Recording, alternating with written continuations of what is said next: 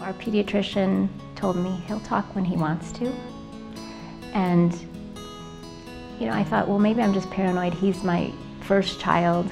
I kept just putting aside my own instinct that something was really wrong because the pediatrician kept saying, this is fine, this is normal behavior. I have a very involved Italian mother and she thought he had a brain tumor in her simplistic understanding. She knew something was wrong, but she didn't know what.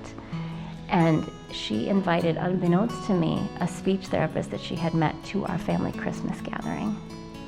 And within 5 minutes, that woman said, he's clearly autistic. And you should see the pictures from that Christmas. And my husband's face was just drained.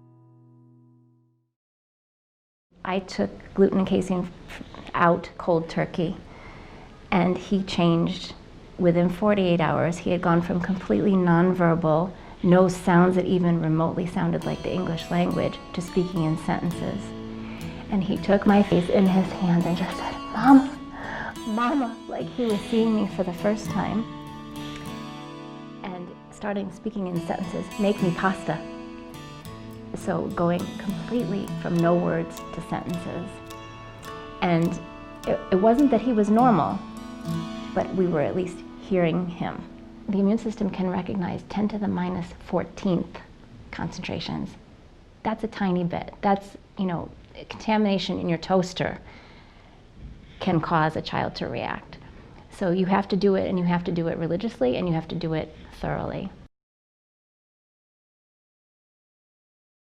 So the morning after we arrived, he went outside and he put his hands together and said, "Dear God, thank you very much, amen." And I said, "Honey, what's going on?" And he said, "I don't have a headache anymore." And I said, "When did you have a headache?" And he said, "Years." So this child was in pain, unbeknownst to me.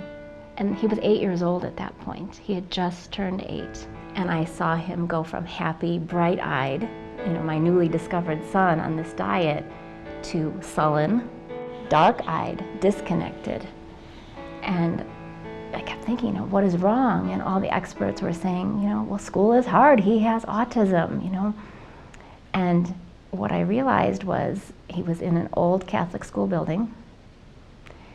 And when special services would come to see him, they would put him in the basement, so from the classroom to a basement. And I thought, well, should I say something? And I spoke to the director and I said, "Is there a chance that this building is moldy?" Thinking that I'm going to offend this woman. And she said, "Oh yeah, I've had 2 secretaries quit recently because of the intense headaches and migraines."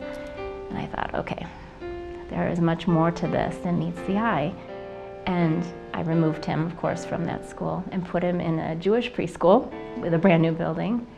And miraculously, he was functioning better, the next Monday.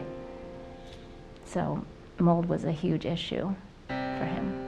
Seeing that his immune system was compromised to the point of primary immune deficiency disease, if the door's open, what else is there? For example, I'm an Arizonan. If I left my back door open, I might end up with a tarantula, a scorpion, a snake, right? So there could be viruses, parasites, fungi, so that led me to request tests that were for many different viruses. And my son had titers for HSV1, HSV2, a sexually transmitted disease in a 12-year-old. His titer was there. Epstein-Barr virus, the titers were sky high. CMV, cytomegalovirus, they were through the roof. Now, a typical practitioner would say, this is evidence of past infection, right? That just everybody has these.